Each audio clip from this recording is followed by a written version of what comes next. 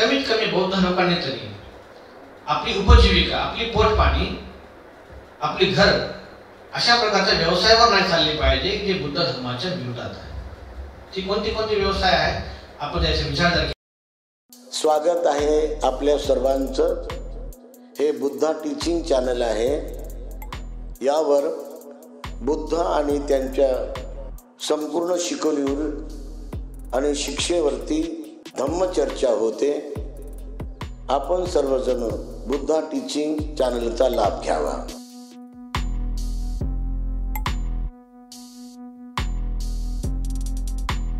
नमो तस्स भगवतो अरहतो सम्मा सम्बुद्धस्स.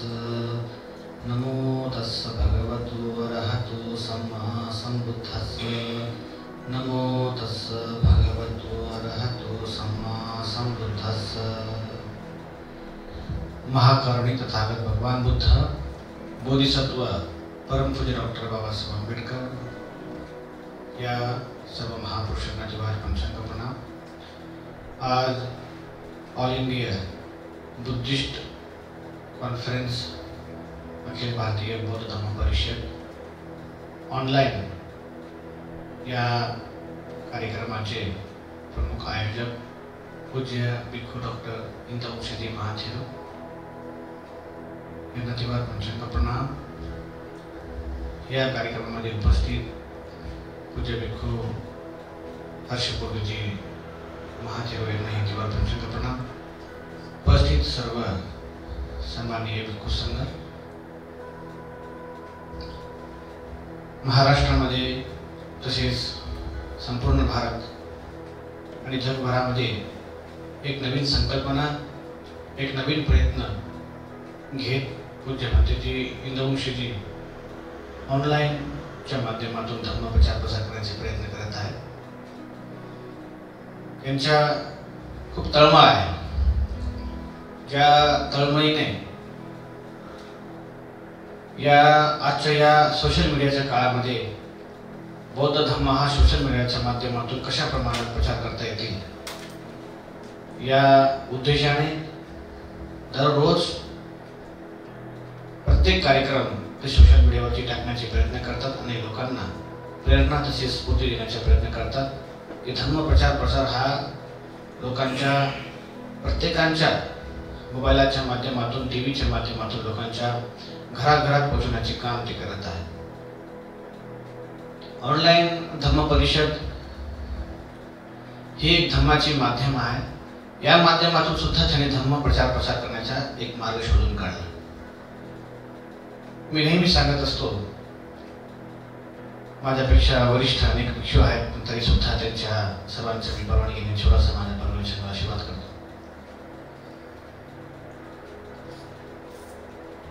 वाईट गोष्टींच्या जे गवत असतं ते आपोआप उगत असतं. चांगल्या विचारांची गवत नेहमी पेरावं लागतं. वाईट गोष्टींची जे काही गवत आहे ते आपोआप उगतं, कुठेही उगतं, कसंही उगतं.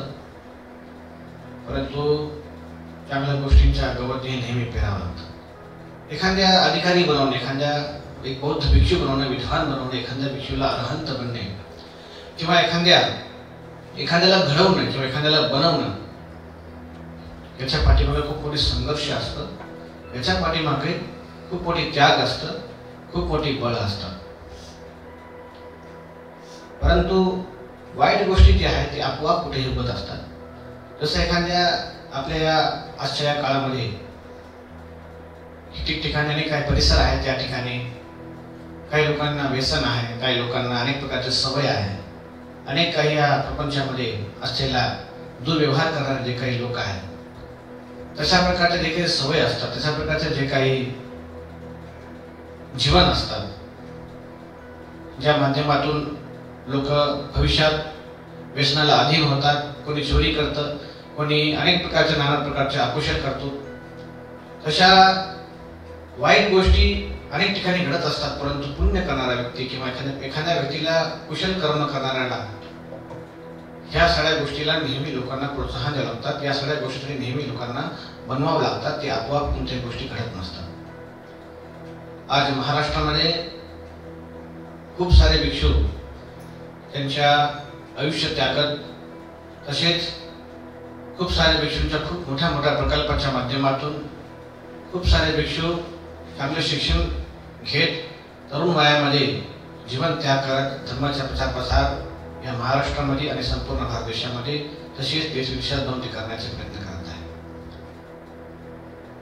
या सर्वांच्या पाठीमागे जे प्रेरणास्थान ज्यांच्या ते बळावर तसेच ज्यांच्या स्फूर्तीने इथले भिक्षू काम करतात, डॉक्टर बाबासाहेब आंबेडकर ज्यांच्या एक खूप मोठी एक स्वप्न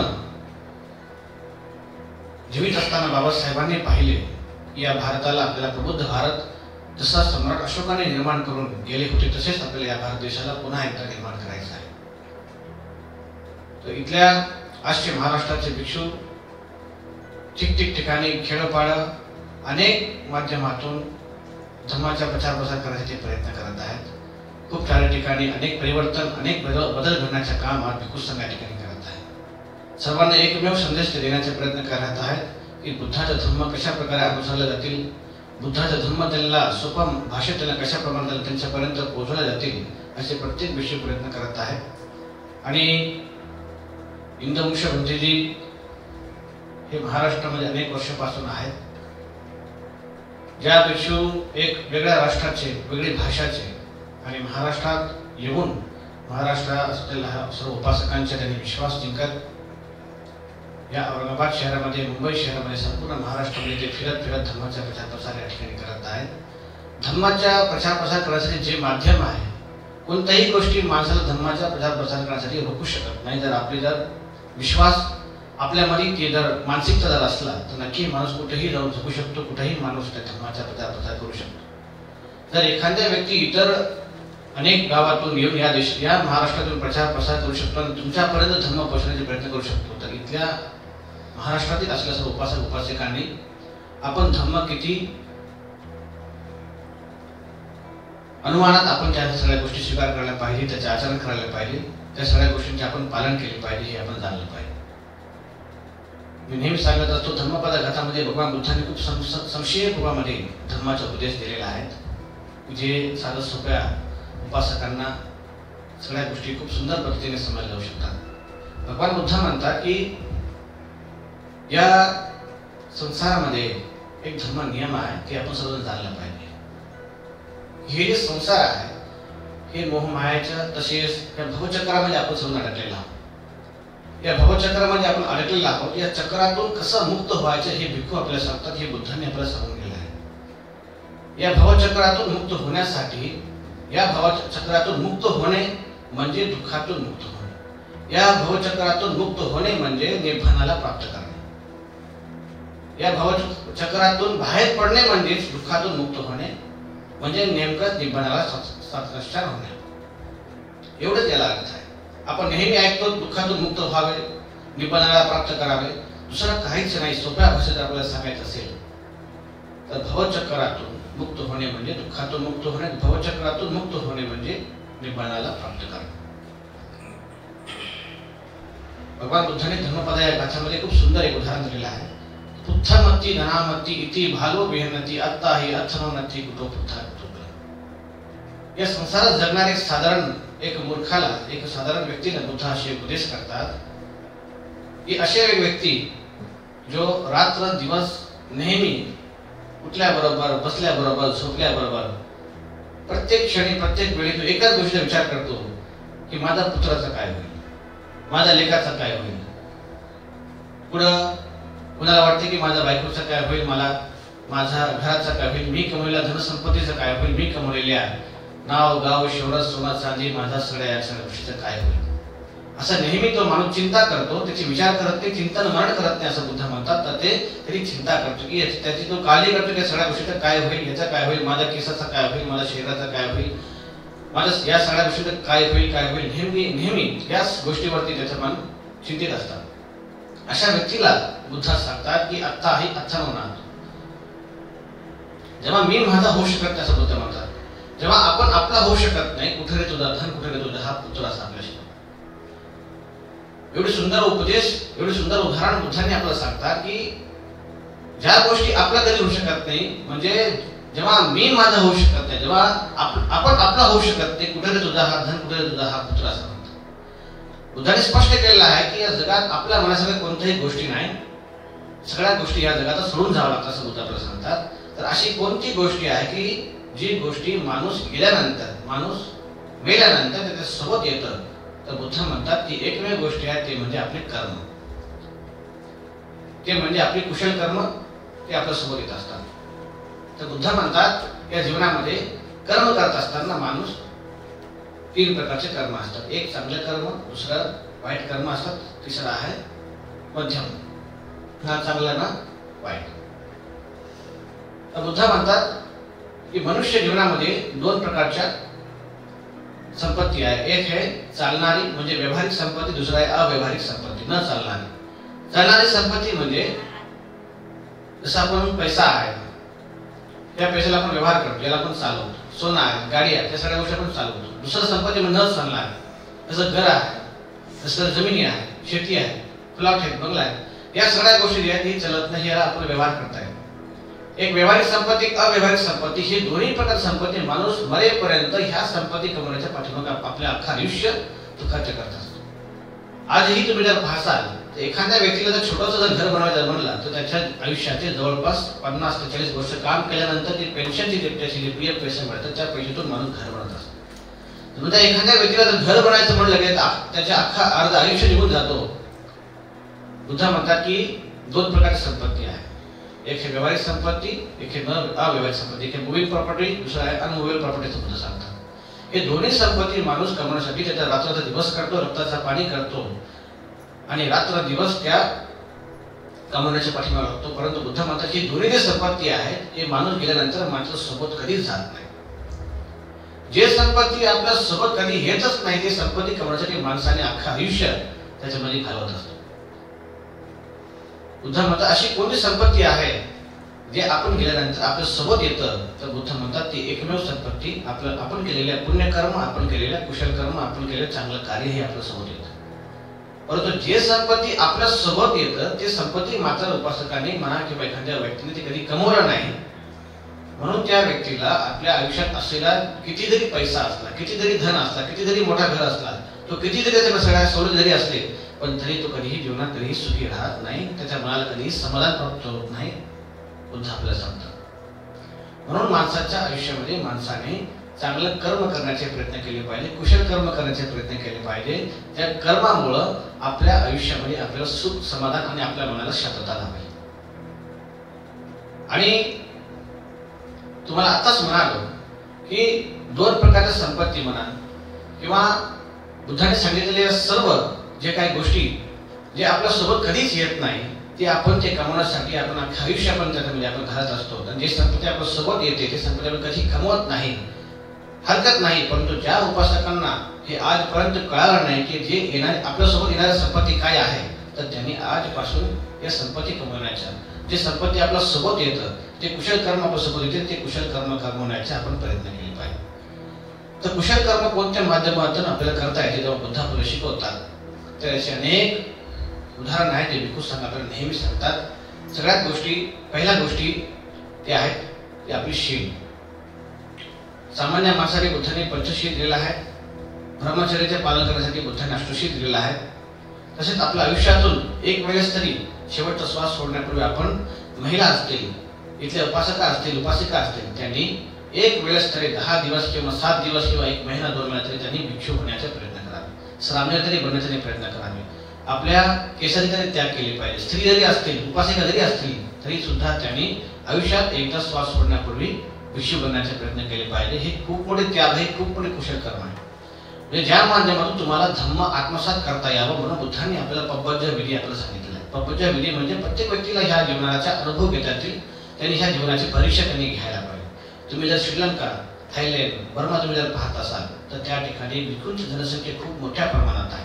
त्या ठिकाणी धम्म हा दिवस रात्र जिवंत आहे. त्या ठिकाणी जेवढे भिक्षू आहेत त्याच प्रमाणात कुठेतरी एक 30% तरी म्हणा त्या ठिकाणी आर्य जे आहे त्या ठिकाणी उपासिका सुद्धा भिक्षू मानतात. भारत देशामध्ये जर भिक्षूंची संख्या जर वाढली श्रद्धावान उपासक आणि श्रद्धावान उपासक जर भिक्षू जीवन जगण्यासाठी किमान जरी 10 दिवस तरी ते जर भिक्षू जर बनाले त्यांना भिक्षूचे महत्त्व कळेल, भिक्षूंची पवित्रता कळेल, भिक्षूंची तळमळ कळेल, भिक्षूचे त्याग काय त्यांना कळेल. ज्या माध्यमातून येणारा जे काही भिक्खू संघ आहे त्यांना कशा प्रमाणात त्यांची अवस्था असेल, त्यांची परिस्थिती त्यांना प्रत्यक्ष त्यांना जाणता येईल. म्हणून मी तुम्हाला हे सांगत होतो की कुशल कर्म करण्याचे तुम्हाला अनेक मार्ग आहे. त्यापैकी आपल्या जीवनामध्ये शिलाचे आचरण हे बुद्धाने पहिले सांगितलेलं आहे. आपल्या जीवनामध्ये आपल्याला चांगलं कर्म कमवायचं आहे. बुद्धाने सांगितलेलं आहे की असे कर्म करू नका जे कर्म केल्यानंतर माणसाला पछतावा होतील, जे कर्म केल्यानंतर माणसाला पीडा होतील, जे कर्म केल्यानंतर माणसाला असमाधान, असुख आणि अशांतता लावेल. बुद्ध म्हणतात की अशा कर्म करा की जे कर्म केल्यानंतर माणसाला गर्व वाटला पाहिजे, जे कर्म केल्यानंतर माणसाला सुख झाले वाटले पाहिजे, जे कर्म केल्यानंतर माणसाला दुःखातून मुक्त गेल्यासारखं वाटलं पाहिजे. बुद्ध म्हणतात या आयुष्यामध्ये समजा एखाद्या व्यक्तीने थोडंसं जर अकुशल कर्म जर केलं, त्याला वाटते की मी एवढंच केलं, थोडंसंच केलं, याला काय होणार आहे, त्याला काय होणार आहे, असं माणसाला नेहमी वाटायला लागतं. बुद्ध म्हणतात की एखाद्या माठ, एखाद्या भांड जर तुम्ही नळाखाली ठेवून द्या आणि रात्रभर जर त्याच्यावर त्या नळाखाली एखाद्या भांड आपण जर ठेवलं आणि थेंब थेंब पाणी जर त्याच्यात पडत असलं, आपल्याला असंच वाटतं की ते थेंब थेंबच पडत आहे, तर मोठ्या प्रमाणात ते वाहत नाही. सकाळी जेव्हा आपण उठून पाहतो ते भांड पूर्णपणे भरलेलं असतात. अशाच प्रकारे ज्या ज्या व्यक्तींना अकुशल कर्म करण्याची जी संख्या आहे त्यांना असं वाटत असेल की मी खूप कमी करत आहे, मी साधारण करत आहे, परंतु बुद्ध म्हणतात तिथं सुद्धा एक दिवस भांड भरत असतात. म्हणून जसं वाईट कर्म करत असताना माणसाला असं वाटतं, विश्वास बसतो त्याला की मी छोटंसंच करत आहे, कमी करत आहे, परंतु पुण्य करत असताना मात्र तो असं कधी विचार करत नाही मी एवढंसं का करू नये, मी तेवढंसं का करू नये. म्हणून बुद्ध म्हणतात पुण्य सुद्धा सारखंच आहे. आपल्या आयुष्यामध्ये छोटंसं जरी पुण्य जरी असलं ते पुण्य आपण करण्याचा प्रयत्न केला पाहिजे. ते आपल्या आयुष्याचा एक खूप मोठा हिशोब आपल्यासोबत मिळत असतात. आपल्या आयुष्यामध्ये कर्माला आपण कधीही साधारण समजू नये. हे कर्म हे माणसाच्या शेवटपर्यंत सोबत असतं. तुम्हाला आताच मी म्हणत होतो की आपल्या जीवनामध्ये आपण चांगलं कर्म करायला शिकायला पाहिजे. ते कर्म कोणत्या कोणत्या माध्यमातून आपल्याला करता येते अशा म्हणल्यानंतर चांगल्या शिकायचं आचरण करत माणसाला चांगल्या कर्माचं आपल्याला कमवता येते. कर्म कशा शिकायच्या माध्यमातून कमवता येते जसं आपण जर याचा विचार जर केला तर बुद्ध म्हणतात की पानातिपाता जे वेरमणी आहे ते आपल्याला अकुशल कर्म करण्यापासून हे पंचशील दिलेलं आहे. तर त्यामधून पण आपल्याला शिलाच्या माध्यमातून सुद्धा आपल्याला पुण्य कमवता येते. मी हिंसा करणार नाही परंतु एखाद्याचं जीवन मी वाचवण्याचा प्रयत्न करणार म्हणजे ते कुशल कर्म आहे. मी चोरी करणार नाही, अकुशल कर्म आहे, परंतु मी एखाद्याला मी दान करण्याचा प्रयत्न करणार म्हणजे ते कुशल कर्म आहे. मी ब्रह्मचर्याचे पालन करणार हे कुशल कर्म आहे. मी खोटं बोलणार नाही हे अकुशल कर्म करण्यापासून आपल्याला वाचवतात. शिलाचं आपलं आचरण होतो.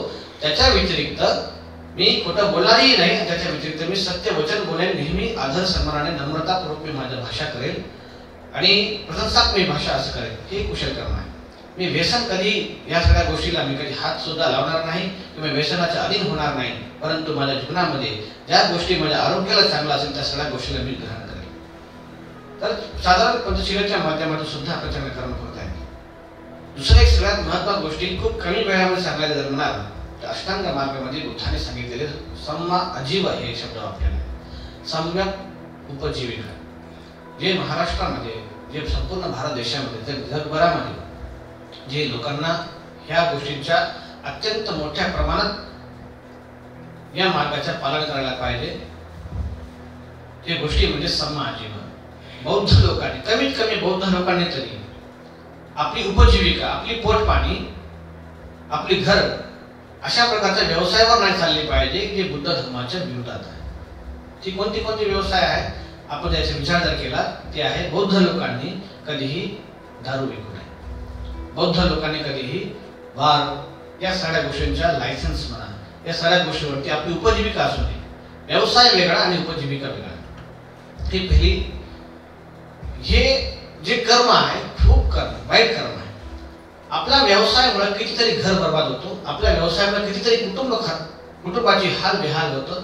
आपल्या एका व्यवसायामुळे कितीतरी घर बर्बाद होतो. कितीतरी या देशामध्ये आपल्या एका या व्यवसायामुळे कितीतरी घर फुटतं, कितीतरी डिवोर्स होतात, कितीतरी लेकरांचं भविष्य उद्ध्वस्त होतं, कितीतरी मुलींच्या मुला मुलींचं भविष्य उद्ध्वस्त होतो. म्हणून ही जे व्यवसाय याच्यामध्ये भरपूर जरी पैसा असला पण ह्या व्यवसाय बौद्ध लोकांनी ठाणला पाहिजे. या व्यवसायावरती आपण जरी उद्या मोठा जर झालो आणि त्या दानाच्या बळावर आपण ती सगळी जर पैसा धन आपण धर्माला जर आपण दान करण्याचा प्रयत्न केला त्याचा 1% हिस्सा त्या व्यक्तीला दानाच्या फळाला मिळत नाही. जर त्याच्या मनामध्ये त्याच्या अंतःकरणातून जरी तो दान केला असेल, त्याच्या मनाभावातून जर त्याने दान केलं असेल, त्याचा एक हिस्सा कर्माचे फळ त्याला जीवनात मिळेल, चांगला किंवा वाईट त्याला मिळेल. परंतु अनेक लोकांच्या कुटुंबाच्या अनेक मुला मुलींचं भविष्य बर्बाद करून त्याला त्या कर्माचे कधीही एक योग्य फळ त्याला मिळणार नाही. जर त्याला अज्ञानपूर्वक या सगळ्या गोष्टी जर तो करत असला तर वेगळ्या गोष्टी आहे. जर तो बौद्ध असला, तो ज्ञानी असायला पाहिजे, त्याला धर्माचे नियम त्याला कळायला असायला पाहिजे, त्याला पंचशीलता त्याला तत्वज्ञान त्याला माहिती असलं पाहिजे. तर माहिती असून जर एखाद्या व्यक्ती ही व्यवसाय करत असेल ते खूप अकुशल कर्म असं बुद्ध आपल्याला सांगतात. बुद्ध आपल्याला सांगतात की अशी कर्म करू नका जे कर्म केल्यानंतर माणसाला भविष्यामध्ये पश्चाताप होतील आणि आपल्यामुळं अनेक लोकांना सुद्धा त्या दुःखाला भोगावं लागेल. ही एक प्रकारची ही आजीविका, ही उपजीविका जी आहे ही बौद्ध लोकांना न शोभणारी आहे, अशोभणारी आहे. दुसऱ्या प्रकारच्या व्यवसाय म्हणजे बौद्ध लोकांनी पहिली दारूची विक्री करू नये, दुसरं मांस आहार. बौद्ध लोकांनी कधीही मटन दुकान म्हणा किंवा चिकन दुकान म्हणा अशा प्रकारच्या खाटीक कधी बौद्ध लोकांनी खाटीक बनायचं नाही. बौद्ध लोकांनी कधीही अशा प्रकारचा व्यवसाय करू नये की ज्या एखाद्या प्राणीची हिंसा करणे आणि त्या हिंसेवरती त्याच्या पोटपाणी हिंसेवरती कमाई असलं पाहिजे. असं कधीही बौद्ध लोकांनी ही व्यवसाय करू नये. कारण ज्या व्यवसायामुळं आपली दररोज दर क्षणी आपल्या समोर तडकोतर एखादा प्राणी मरत असेल आणि त्यावरती आपल्याला कमाई जर असेल, खूप मोठी चुकीचं आहे, खूप मोठे वाईट कर्म आहे. आणि जे कर्म ते आपल्याला भविष्य येणाऱ्या आपल्या गती खूप दुर्गतीला आपण मिळणारी ती कर्म आहे. म्हणून बौद्ध लोकांनी ती व्यवसाय नाही केली पाहिजे. जर आपल्याला जर मनामध्ये हे जर प्रश्न जर निर्माण होत असला की मी खात नाही आहे, मी ते कापत नाही, मी विकत आहे,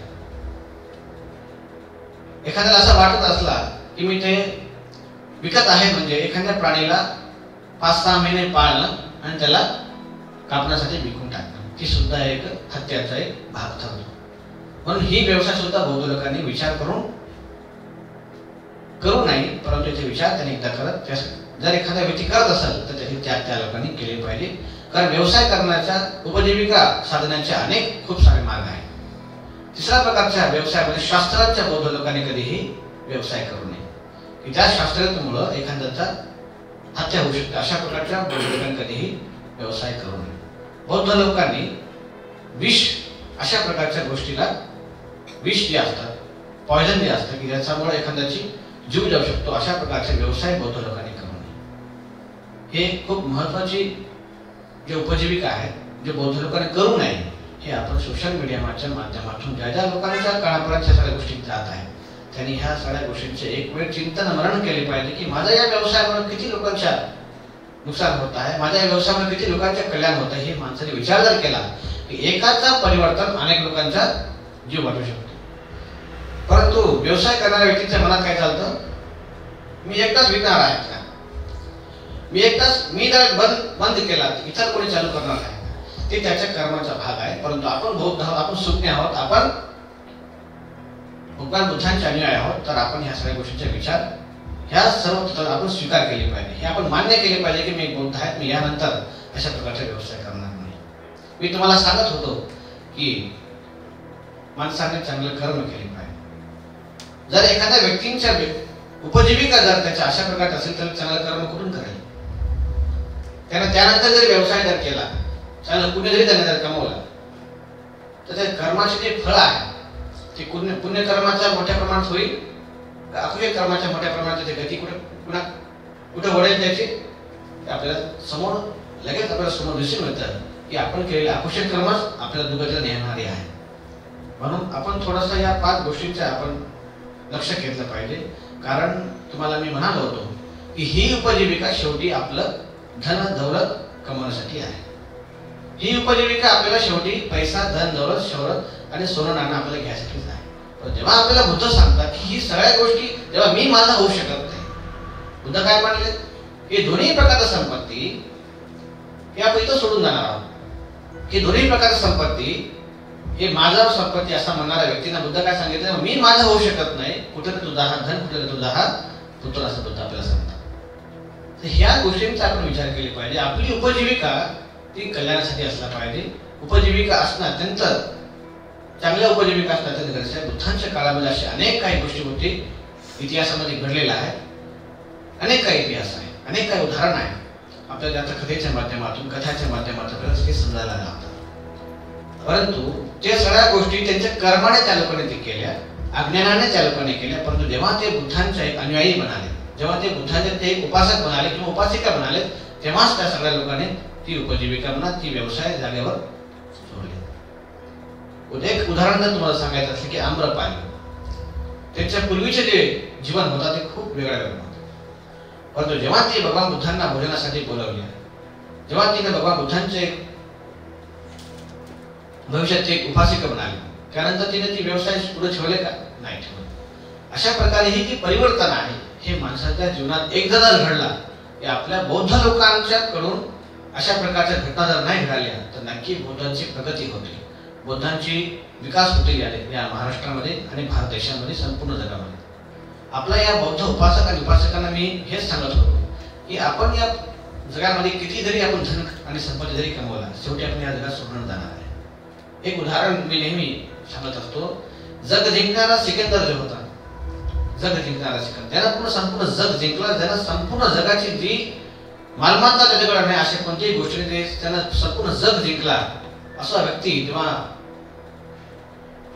तो असं सांगितला की जेव्हा मी मरेल, माझ्या कबरावरती माझा एक हात बाहेर ठेवून घ्या, असं त्याने म्हणाले. जेव्हा त्याला असं विचारलं गेलं की का असं, तो सिकंदर म्हणतो या जगाला कळायला पाहिजे की जग जिंकणारा सिकंदर सुद्धा जाताना रिकामी हात गेला, काय सोबत नाही घेऊन गेला. आपण जग जिंकलेला आहोत का? आपण कमाई करून किती कमवणार आहोत, किती आपण भरणार आहोत, हे एकदा बौद्ध लोकांनी विचार केले पाहिजे. कमाई केली पाहिजे, उपजीविकाही आपली साधन आपण निर्माण केली पाहिजे. आपल्या बौद्ध लोकांना श्रीमंत असायला पाहिजे. आपले बौद्ध उपासक उपासिका श्रीमंत असून या धर्माच्या वाढ करण्यामध्ये त्यांची खूप मोठी साथ असायला पाहिजे, ही सत्य आहे. परंतु आपल्या उपजीविका कशावरती आधारित असला पाहिजे, म्हणून बुद्धांनी अष्टांग मार्गामध्ये सम्मा आजीव ही शब्द खूप योग्यतापूर्वक, खूप विचारपूर्वक बुद्धांनी हे उपदेश आपल्याला दिला की सम्मा आजीव, तुमची उपजीविका कशावर असायला पाहिजे, ते सम्यक असलं पाहिजे. म्हणून तुम्हाला हे सांगत होतो की आपल्या आयुष्यामध्ये आपण चांगलं कर्म करण्यामध्ये आपण यश दिले पाहिजे. तुम्हाला आताच मी सांगत होतो की पंचशिलेच्या माध्यमातून आपल्या सगळ्या गोष्टी, अष्टांग मार्गाच्या माध्यमातून चांगलं कुशल कर्म आपल्याला करता येते. भगवान बुद्धांनी सांगितलेल्या 4 आर्य सत्य जे आहेत ते सत्याचे आपल्याला आत्मसात करायचे, त्याला आपण चिंतन मनन करत त्या सगळ्या गोष्टींचा स्वीकार करायचा आहे.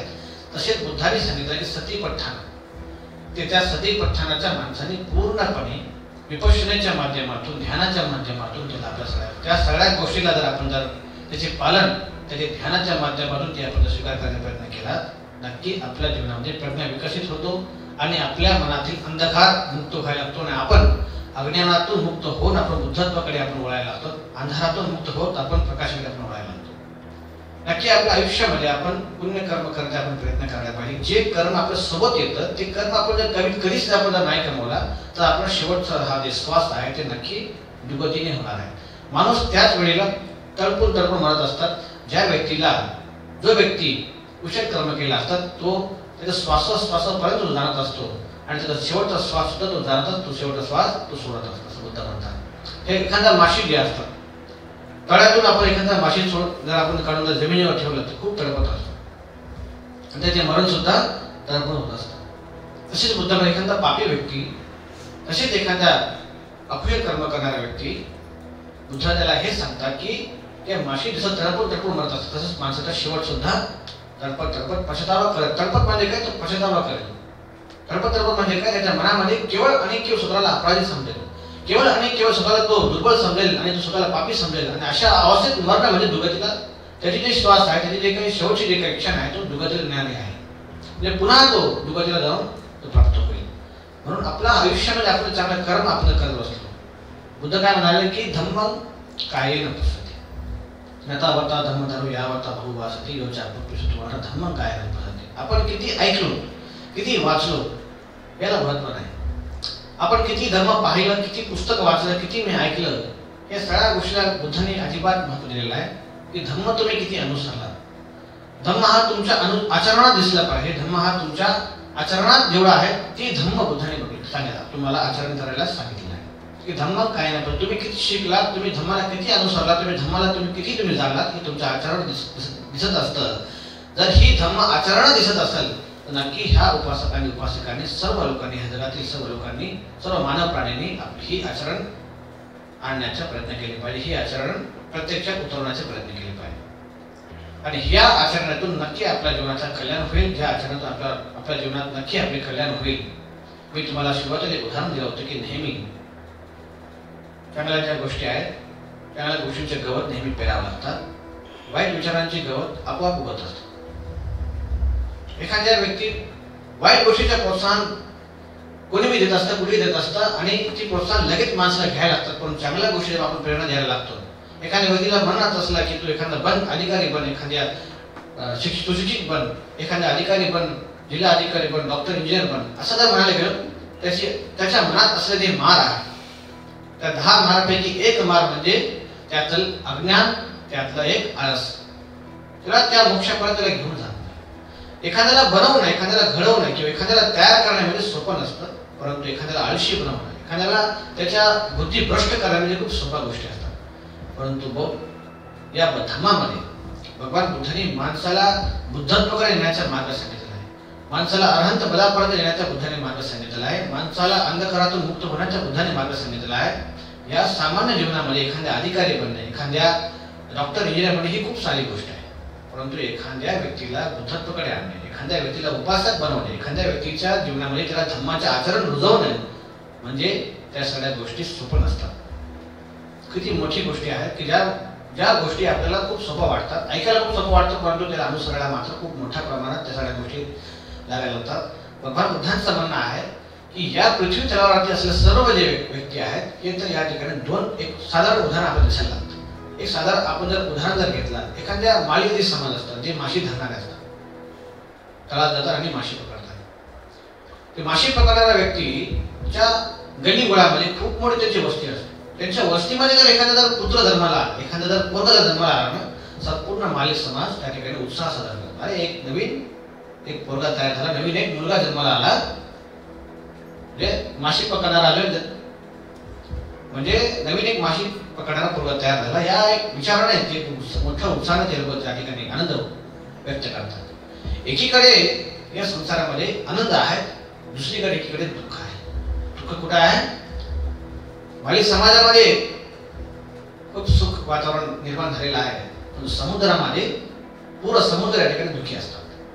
अरे बापरे, पुन्हा एक जन्माला आला आणि आम्हाला पकडायला येणार आणि आम्हाला मारून टाकणार. एकीकडे एका जगामध्ये बुद्ध म्हणतात दुःखाचं वातावरण निर्माण झालं आणि एका जगामध्ये सुखाचं निर्माण झालं. तर या सुखामध्ये आणि या दुःखामध्ये काय आपल्या मानवाचं भलं आणि हित आहेत का?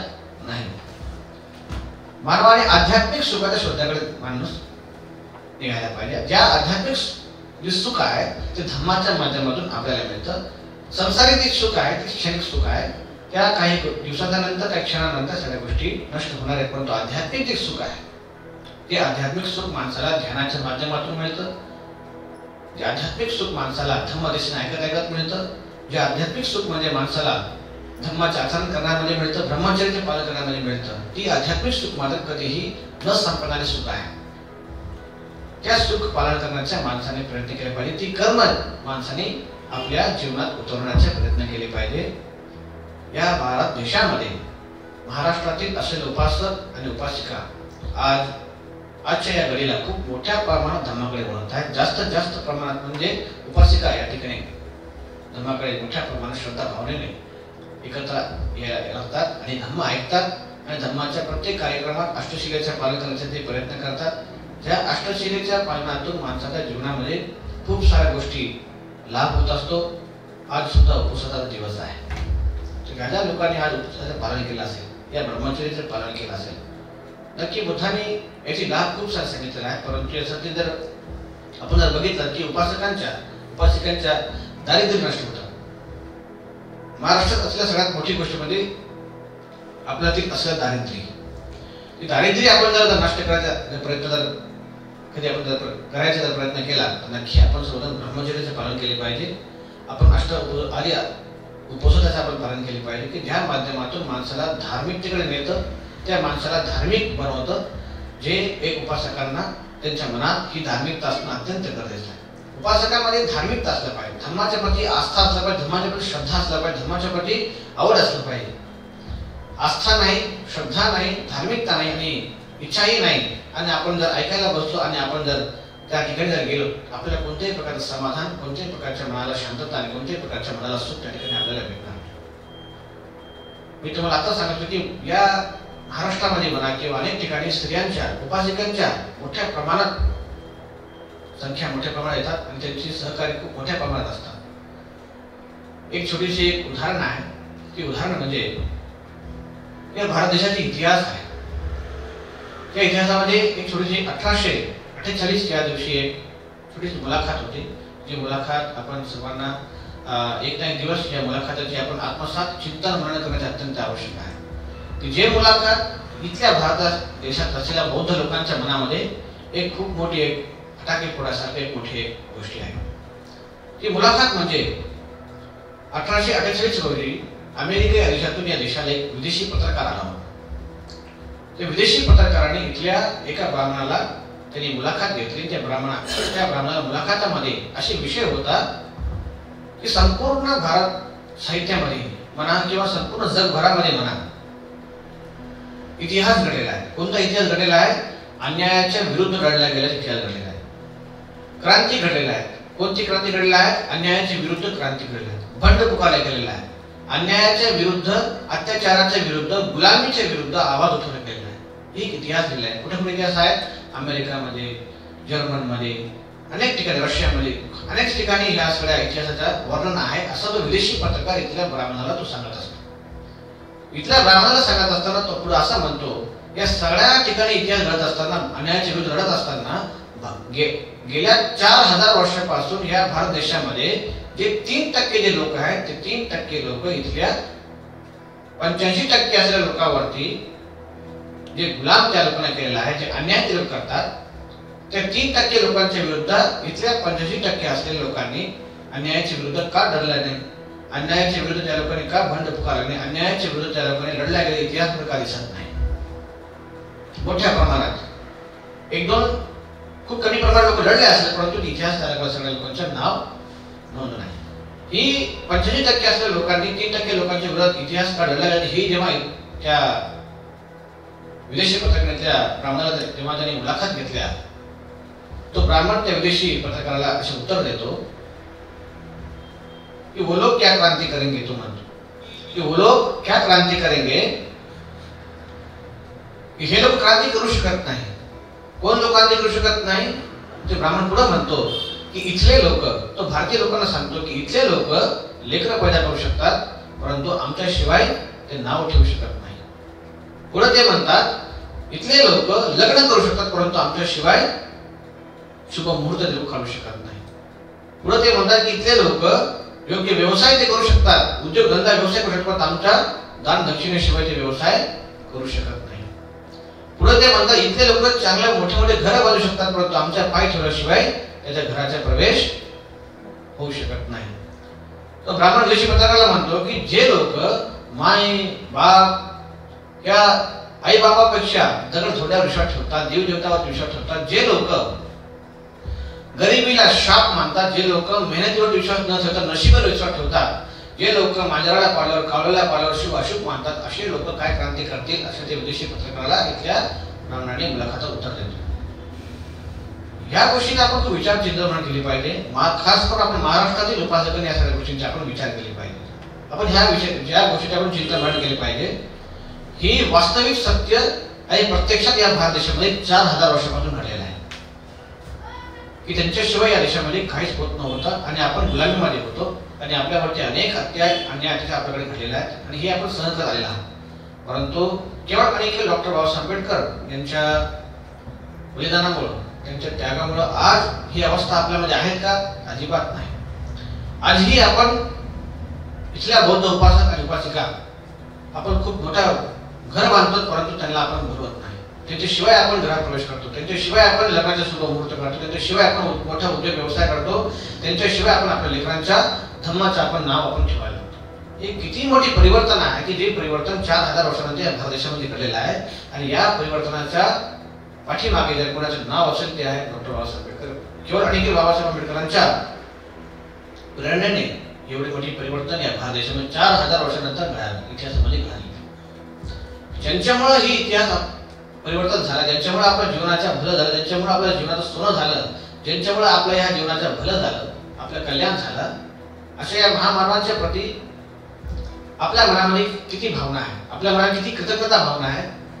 ज्यांनी आपल्यासाठी सगळ्या काही गोष्टी केलेल्या आहेत आणि आपल्यावरती त्यांनी छोटंसं एक स्वप्न, छोटंसं एक काम, छोटंसं एक जिम्मेदारी सोपवलेलं आहे. की जिम्मेदारी म्हणजे काय की बाबासाहेबांनी आपल्याला सक्षम यासाठी बनवलं की आपण नुसतं खा पी आणि मजा करा आणि घेऊन बनवून द्या. यासाठी बाबासाहेबांनी आपल्या या सगळ्या कष्टातून आपल्याला मुक्त केलं नाही. तर माझा हा समाज सक्षम असावा आणि येणाऱ्या काळामध्ये गरिबीतून मुक्त होत, सुशिक्षित होत आणि या धम्म गतिमान करण्यासाठी त्यांनी प्रयत्न करावे. धम्माचा प्रचार करत असताना त्यांना कोणत्याही प्रकारे गरिबीच्या कारणाने त्यांनी धम्म प्रचार करता नाही आला, अशा प्रकारच्या कुठे त्याला प्रश्न पुढे निर्माण होऊ नये म्हणून बाबासाहेबांनी आपली प्रत्येक गोष्टी बाबासाहेबांनी आपल्याला उपलब्ध करून दिल्या गेली. आज आपल्याकडे प्रत्येक गोष्टी आहे, कपडे आहे, लता आहे, पैसा आहे, धन दौलत शोहरत नाव गप पदप्रतिष्ठा सगळ्या गोष्टी आहेत. परंतु आपण बाबासाहेबांनी आपल्यावर सोपवलेली जिम्मेदारी आहे ती आपण पूर्ण करत आहोत का? त्या सगळ्या गोष्टी आपण समर्पण देत आहोत का? हे बौद्ध उपासक आणि उपासिकांनी चिंता केली पाहिजे. की ज्यांच्यामुळे आपला हा जीवन घडला, ज्यांच्यामुळे आपला हा जीवनाचं कल्याण झालं, ज्यांच्यामुळे आपल्या ह्या जीवनाचं भलं झालं, अशा बाबासाहेबांनी आपल्याला जे जिम्मेदारी आपल्याला सोपवलेलं आहे की ते जिम्मेदारी आपण पार पाडत आहोत का? हे आपण विचार केली पाहिजे.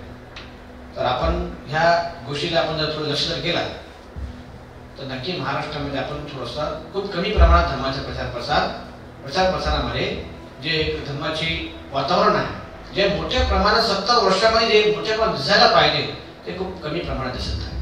परंतु जे कमी प्रमाणात दिसत आहे ते खूप कमी नाही आहे, ते बऱ्यापैकी आहे.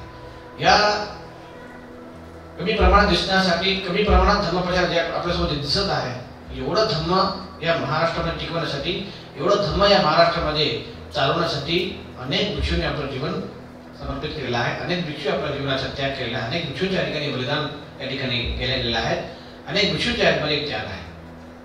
नक्की महाराष्ट्रातील असलेल्या सर्व उपासक आणि उपासिकांनी, सर्व उपासक आणि उपासिकांनी धम्म कशा प्रमाणात गतिमान करता येते, धम्म कशा प्रमाणात पुढे नेता येते, धम्म कशा प्रमाणात धम्माची वारसा पुढे नेते, धम्म कशा प्रमाणात मोठा प्रचार प्रसार होतील, मोठ्या प्रमाणात धम्म वाढतील, ह्याचा आपण विचार प्रसार केली पाहिजे. आपल्या जीवनामध्ये तुम्हाला हे सांगत होतो की आपण चांगल्या गोष्टी आपल्याला पेराव्या लागतात, चांगल्या गोष्टी आपल्याला कराव्या लागतात. म्हणजे धम्म हे चांगला आहे, धम्म हे खूप कल्याणकारक आहे, धम्म खूप मोठा आहे, धम्म खूप बलवान आहे. या सगळ्या गोष्टी खरं आहे. परंतु जोपर्यंत एखाद्या प्रचार व्यक्ती तो सामान्य माणसावर पोहोचत नाही, तो नेत नाही, तोपर्यंत धम्म कुणाच्या कानापर्यंत जात नाही. प्रचारक म्हणजे एखाद्या बौद्ध भिक्षू हे अनेक वर्षापासून प्रचार करत आहेत, परंतु उपासक आणि उपासिकामध्ये ती भावना, धर्माच्या प्रती धार्मिकता, धर्माच्या प्रती विश्वास, धर्माच्या प्रती आस्था असायला पाहिजे, ज्या माध्यमातून ते अजून धार्मिक होतील, ज्या माध्यमातून त्यांना अजून धर्माचे लाभ होतील, धर्मामध्ये सहभाग होतील आणि सहभाग झाल्यानंतर त्यांच्यामध्ये अजून धार्मिकता निर्माण होईल. अशा करत धर्माचा प्रचार प्रसार मोठ्या प्रमाणात आपल्याला करता येते. आणि धर्माचे प्रचार प्रसार व्हायला पाहिजे. आणि सर्व उपासक आणि उपासिकांनी तुम्हाला जे सांगत होतो की कर्म, की जे कर्म केल्यानंतर आपल्याला आपल्या जीवनामध्ये भलं होईल, आपले कल्याण होईल, अशा प्रकारचे कर्म करण्यामध्ये आपण कालेन धम्म समारंभ बुद्धाने एक धम्मपदा मंगल सूत्रामध्ये सांगितलेलं आहे की जर आपल्या जीवनाचं कल्याण जर आपल्याला करायचं असेल, आपला भलं जर करून घ्यायचं असेल, आपले मंगल जर करायचं असेल, तर वेळोवेळी माणसांनी धम्म श्रवण केले पाहिजे. आधी अष्टांग मार्गाचे पालन आपण केले पाहिजे, शीलाचे आचरण आपण केले पाहिजे, चांगलं कर्म आपण जीवनामध्ये केले पाहिजे. आणि घडलेले जे काही अकुशल कर्म आहे, घडलेले जे काही अकुशल आहेत त्याला कसं नष्ट करायचं आहे, हे जर आपण जर विचार केला, आपण फक्त चांगल्या गोष्टी आपण ऐकत आहोत, पण आज आपल्याला सुधारायचं आहे. समजा एखाद्या व्यक्तीने जर 10 हत्या केला, परंतु आजपासून जर त्याला जर बदलायचं आहे, तर जग हा त्याला माफ करेल का? जग तर त्याला माफ करणार, परंतु कर्म मात्र माणसाला सुधारता येते, कर्म मात्र माणसाला बदलता येते, कर्मांच्या माध्यमातून तरी माणसाच्या गती माणसाला बदलता येते. 10 जरी हत्या केला, परंतु त्यांनी जर 1000 लोकांचं जीवन जर दिला, त्याला जीवन जर वाचवण्याचा प्रयत्न केला, तर नक्कीच त्याच्या कर्माच्या गती ही चांगल्या प्रमाणात वळू शकतं. म्हणून अशा प्रकारे प्रत्येक ठिकाणी पर्याय आहे बुद्ध आपल्याला सांगतात. अंगुलीमालाचे आपण खूप इतिहास आपण ऐकला असेल. 999 हत्या केलेल्या व्यक्तीला पुढे होऊन तो अरहंत बनतो. जे 999 हत्या करणारा व्यक्ती, जो दृश्य व्यक्ती, जो एक क्रूर होता, ज्याला करुणा दया माया काय त्याला कळत नव्हता, त्याच्या समोर तो तडपुतडू माणसाला मारायचा आणि जिवंत प्राणीला तो खायचा, अशा अवस्थेमध्ये असलेल्या त्या व्यक्तीला भगवान कसे परिवर्तन केलं असेल? शक्यता आहेत का? राक्षस सारखा अवतार घेतलेल्या व्यक्तीला धम्म ऐकण्याची परिस्थिती असेल का? हे आपण जर विचार जर केला आजच्या या काळामध्ये, तर नक्की आपल्याला ह्या सगळ्या गोष्टी विश्वास बसणार नाही. परंतु अंगुलीमाला सारख्या व्यक्तीला जर बुद्ध जर त्याची कर्म बदलायची त्याला बुद्ध जर मजबूर करत असेल, त्याला जर बुद्ध जर त्याला जर अरहंत बनवण्याला संधी जर देत असेल, तर भगवान बुद्ध जर त्याला जर जीवर घालून त्याला जीवन जगू देण्याची एक प्रेरणा देत असेल, तर आपल्या सारख्या व्यक्तीने किती मोठी संधी आपल्यामध्ये आहे. आपल्याकडे किती मोठी एक संधी उपलब्ध आहे की ज्या आपण जर एवढी मोठी कृत्य केलं नाही, आपण जर एवढी मोठी आपण कर्म केलं नाही, तर आपण आजही आपला कर्म आपण बदलू शकतो. जेव्हा आपण अंगुलीमालाचा आपण इतिहास ऐकतो, नक्की आपण ही इतिहास त्याचा एक छोटंसं आपण सार आपण ऐकलं पाहिजे. जेव्हा भगवान बुद्धांच्या अंगुलीमालाचा सामना होतो, तर बुद्ध अंगुलीमालाला पुढे उभे राहतात. अंगुलीमाल बुद्धांना हेच सांगतो की तुमच्या शेवटच्या काही इच्छा आहे का? तुम्ही तर जाणार आहात आणि माझा शेवटची संकल्पना माझा आहे तर संपणार आहे. तुम्हाला तुमची हत्या करत माझं सगळी माझी जे काही संकल्पना आहे, माझे जे काही अधिष्ठान आहे ते माझे तर संपणार आहे. तर बुद्ध तर एवढं सांगतात की माझ्या पुढे जे काही एक झाड आहे, त्या झाडाच्या फांदी मला कापून दे. अंगुलीमाला म्हणतो की अरे मी एवढा मोठा बलवान, मी एवढा मोठा शक्तिशाली माणूस, मी हरणाला वाघाला धावत धावत पकडणारा माणूस आणि शिकार करणारा माणूस, हातीसारख्या माणसाला मी उघड पाडणारा माणूस, अशा मोठ्या शक्तिशाली व्यक्तीला तुम्ही फांदी तोडायला सांगत आहे. बुद्ध म्हणले की माझ्या एवढंच माझी इच्छा आहे. तेव्हा तो फांदी तोडून तो एकाच घावात तो फांदी तोडून बुद्धासमोर आणतो.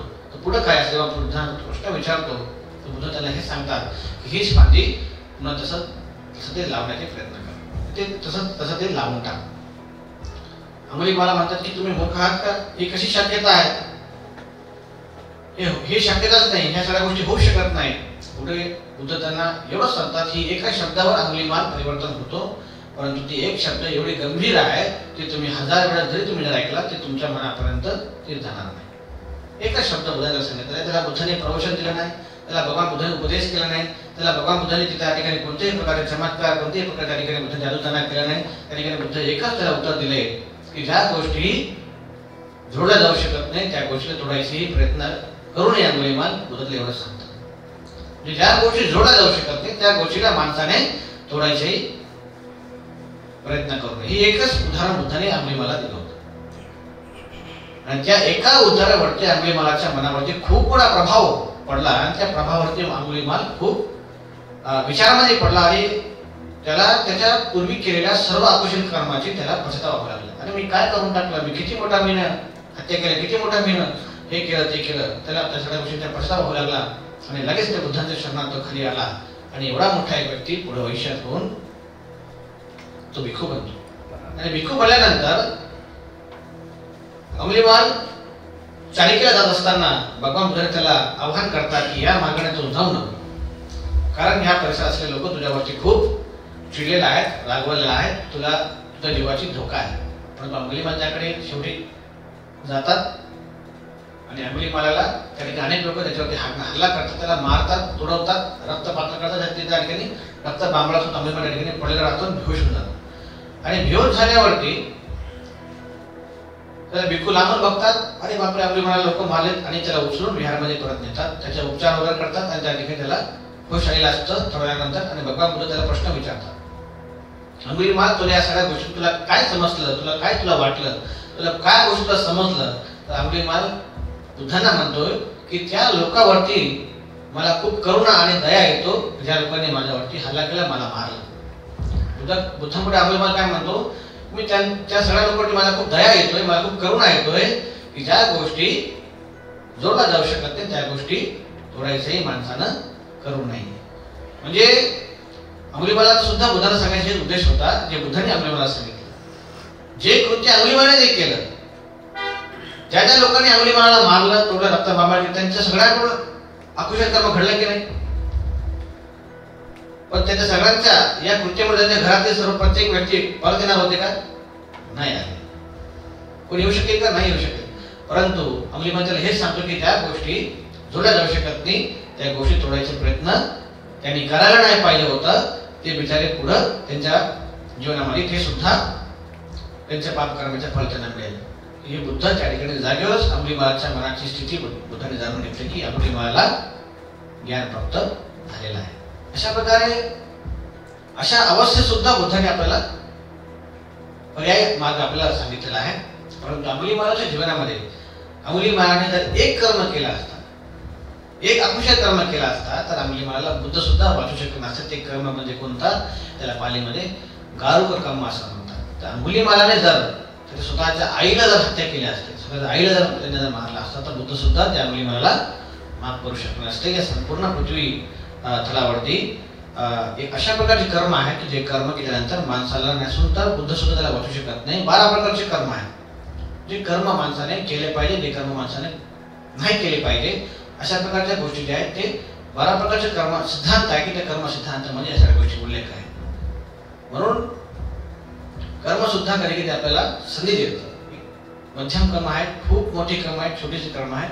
परंतु या तिन्ही कर्मावरती जर आपल्याला जीवन जगत कुशल कर्म करतच नेहमी आपल्याला जीवन जगायचं असेल तर नक्की आपण आजपासून जेव्हा जेव्हापासून आपल्या कानामध्ये जेव्हा जेव्हा आपल्यासोबत पुस्तकाच्या माध्यमातून आणि प्रवचनाच्या माध्यमातून आपल्याला धम्म ऐकायला मिळतात, तेव्हा तेव्हा आपण प्रत्येक क्षणी प्रत्येक वेळी आपण आपल्यामध्ये बदल करण्याचे, आपल्यामध्ये परिवर्तन आणण्याचे प्रयत्न केले पाहिजे. आपल्यामध्ये धम्माचे आचरण करण्याचे प्रयत्न केले पाहिजे. कारण आपल्याला या जगामध्ये कोणीच आपला येऊन भलं करणार नाही, कोणीच आपला कल्याण करणार नाही, कोणी आपल्याला या दुःखातून मुक्त करणार नाही. आपल्यालाच स्वतःचं जीवन आपल्याला घडवायचं आहे, आपल्यालाच आपल्या जीवनामध्ये या दुःखातून मुक्त करायचं आहे. आणि त्याला इंग्लिशमध्ये एक शब्द आहे, if you want to shine like the sun first you have to burn yourself, असं बुद्धांनी धम्मपदेच्या गाथेतून आपल्याला सांगितलेलं आहे. जर तुम्हाला सूर्यासारखं चमकायचं असेल, जर तुम्हाला सूर्यासारखं चमकायचं, प्रकाशित व्हायचं असेल तर तुम्हाला सर्वात आधी स्वतःला पेटावं लागेल, स्वतःला आपल्याला जलावं लागेल. म्हणजे आपल्या मनातील असलेले जे काही अंधकार आहे त्या अंधकारामध्ये एक ज्ञानाची आपल्याला एक त्या ठिकाणी ज्ञान आपल्याला पेटावं लागेल. तेव्हा जाऊन हे सगळं आपल्या मनात असलेला सर्व अंधकार आपल्या मनामध्ये मुक्त होईल. त्यासाठी सगळ्यात महत्त्वाची गरज आहे ती आहे जागृती. ही जागृती आपल्या मनामध्ये आणत आणि एक धर्माच्या प्रती आपल्या मनामध्ये नवीन आवड आणि निवड निर्माण करत, श्रद्धा निर्माण करत आणि धार्मिकता निर्माण करत आपण धम्म जेवढं होईल तेवढं आपण जाणलं पाहिजे. धम्म जेवढं होईल तेवढं आपण अंगीकारण्याचे प्रयत्न केले पाहिजे, ऐकण्याचे प्रयत्न केले पाहिजे. धम्माच्या प्रत्येक कार्यक्रमात आपण सहभाग होण्याचे प्रयत्न केले पाहिजे. धम्माच्या प्रत्येक कार्यक्रमात आपण धम्माचा पाठपुरावा केले पाहिजे, पाठबळ दिले पाहिजे, सहकार्य केले पाहिजे.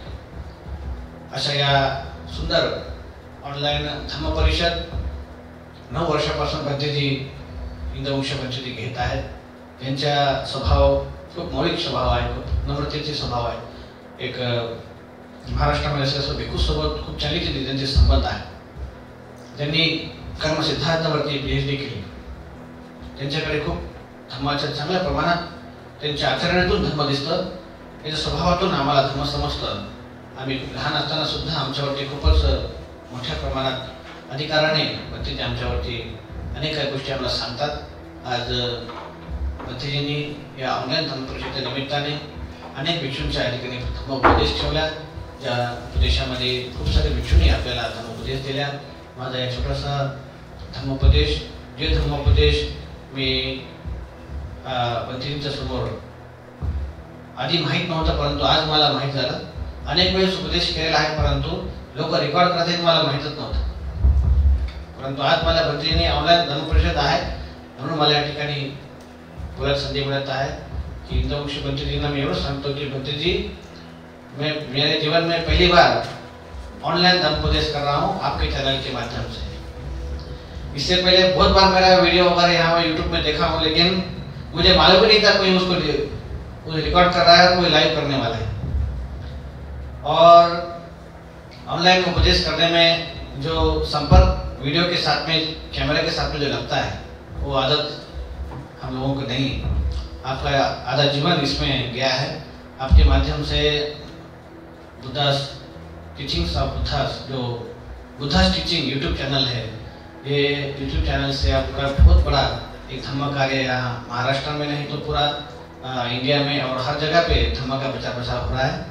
महाराष्ट्र में आने से पहले मेरा हिंदी बहुत अच्छा था, इतना अच्छा था कि बहुत अच्छा था, लेकिन जब से महाराष्ट्र आया मराठी सीखा और हिंदी कम बोलने लगे, और इसलिए मैं अभी हिंदी में प्रवचन नहीं दे पाया।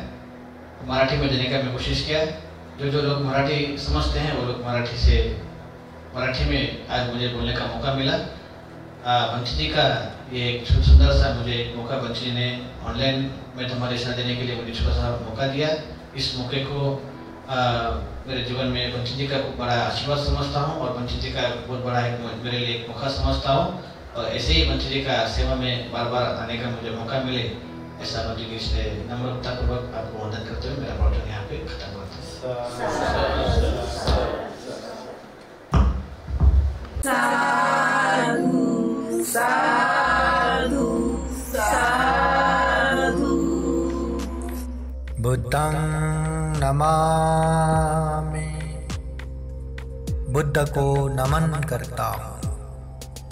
धम्मं नमामि, धम्म को नमन करता हूँ। संघं नमामि, संघ को नमन करता हूँ।